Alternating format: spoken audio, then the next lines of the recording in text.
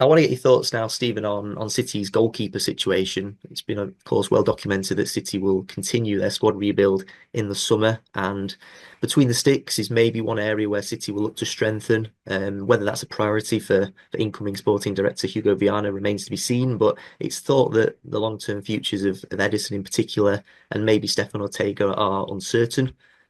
Both keepers have endured patchy runs at form at times when they've played this season. Yeah. They'll both enter their final years of their contract this summer as well. Ederson, of course, was strongly linked with the move to Saudi Arabia last summer. That didn't materialise, but it's since come about. Lots of reports since the turn of the year suggesting that Saudi clubs will reignite their interest in the Brazilian. And some have said that there's a strong possibility that he will leave this summer. Yeah. We've spoken about Ederson briefly in previous chats, Stephen, and City's transfer business and hmm potential outgoings. But do you think now that City replacing Ederson and or Ortega as well and signing a new number one is now on the cards for City this summer? I think it feels inevitable that one of them are going to leave. Mainly because yeah, I think all the writings on the wall there. There's enough noise around the pair of them. Ortega, um, it felt like Ortega's not had the season that he might have wanted. He ended last season on a bit of a high. There was a bit of contention around Ederson's future. I think it was very obvious that his nose was knocked out of place a little bit, Ederson, because Ortega got, the number one shirt for a little bit. He did really well. And it felt like Ortega was given a new contract. I mean, he was, I think, yes, well, I say There a new was, yeah. contract. He was, and I feel like he felt it could be possible that he would get a lot of game time this season. It's not really happened. And for whatever reason, Ortega's had a pretty tough season by his own standards for the last year or two. He's looked like the best backup keeper we've had. Full stop. He looked like a number one potentially. Debatable whether he was Ederson's level, but he looked clearly good enough to be a Premier League goalkeeper, and probably even better if he played regularly. But he struggled this season, to be honest. He's made a few mistakes. His shot stopping hasn't been quite as good as it was, what made him such a standout. And I wouldn't be surprised if Ortega feels that. He seems smart. And I wouldn't be surprised if he's pushing potentially for a move away. Look, he's got a family, might even have a young one on the way, or just recently had a young child. But either way, he could be quite settled in Manchester right now. And if for a German, it's familiar, it's reasonably comfortable, it's a similar way to home. Um, but at the same time, there are talks that he wants, the rumours that he wants to play for international football, and his best bet is first team football somewhere, and he doesn't even have to play, for City to get international recognition. He could play for pretty much any Europa League side would be enough for him to get the credentials, and he might fancy moving on. It'd be difficult because obviously there'd be a fee involved given his contract. Ederson is a complicated one. He didn't really hide the fact that he wanted to go to the Saudi league last summer. Sorry, there was a lot of money offered, but apparently it wasn't enough. City decided they want more than that, and he ended up staying. It felt begrudgingly, if I'm being honest, but he still picked up and had a pretty decent season. There's the odd mistake in him, as we saw at the Forest game at the weekend.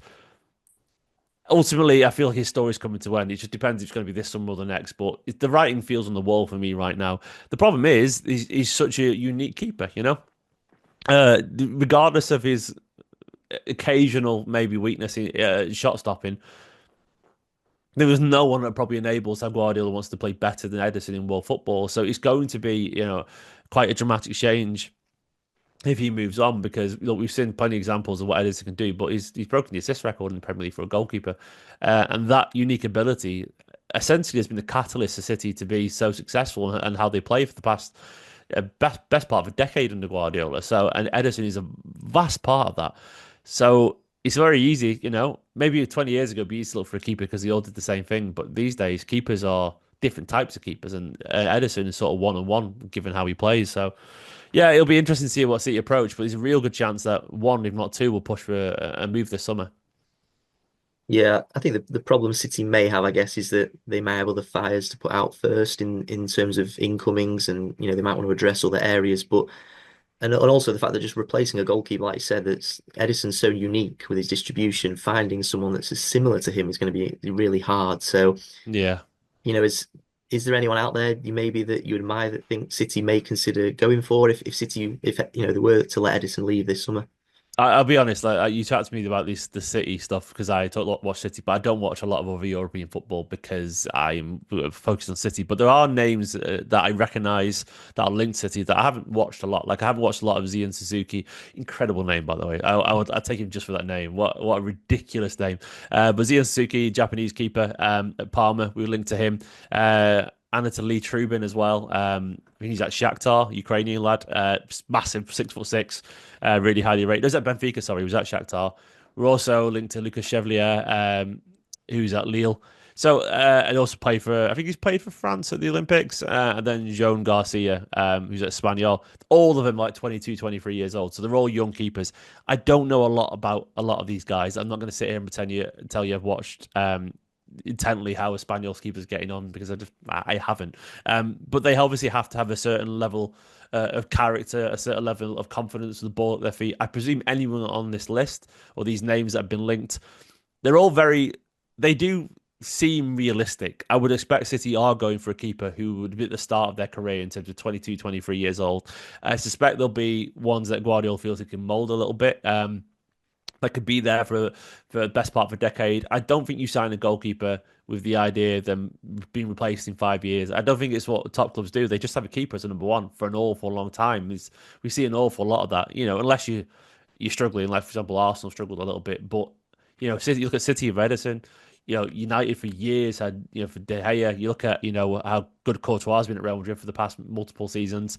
Newer for years. You want that rock who's going to be a keeper for a long time. And so I think the age profile is right here. It just depends how good they are with their feet. I'm not expecting anyone to be good as Ederson because he truly is special at that. But I still think there's a compromise to be had. There are plenty of keepers who play for, sides that keep the ball really well, who maybe don't have the quality of Ederson with the ball at his feet. And they still, like for Brunyan, for example, at Brighton, they play such an aggressive possession style. I wouldn't say he's quite as good as Ederson, but he's more than good enough because it works for them. So it's possible, basically. I do want someone who's a world class shot stopper. I know I sound greedy there, but I feel like there has always been a compromise between Ederson's a really good shot stopper, but he isn't a great shot stopper. And over the years, I've grown frustrated by watching Courtois just be ridiculous against Man City in the Champions League. It happens all the time. Pull off saves, that others would find impossible. And I know that's easy to say. Do you just want someone to look Courtois who can pass the ball around?